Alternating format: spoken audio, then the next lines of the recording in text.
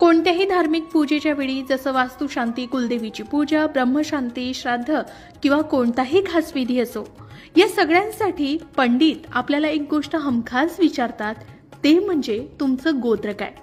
पण हे गोत्र नेमकं काय असतं आणि ते कसं ठरतं, चला जाणून घेऊया. गोत्र ठरतं ते आपल्या पूर्वजांवरून, म्हणजे हजारो वर्षापूर्वी जे ऋषीमुनी होते त्यांच्यापैकी एखाद्याला आपला मूळ पूर्वज मानले जातं. त्यांचं नाव म्हणजे आपलं गोत्र. जसं कश्यप, अत्री, वशिष्ठ, भारद्वाज. हे गोत्र वडिलांच्या बाजूने चालतं, म्हणजे मुलगा वडिलांचं गोत्र घेतो, मुलीचं गोत्र लग्नानंतर नवऱ्याच्या गोत्रात बदलतं. प्रत्येक वंशाच्या ऋषींचे नाव म्हणजेच कुलस्थापक. आपण कोणत्या तरी ऋषींचे वंशज आहोत, यालाच गोत्र असं म्हणतात. गोत्राची यादी पंचांगात दिलेली असते.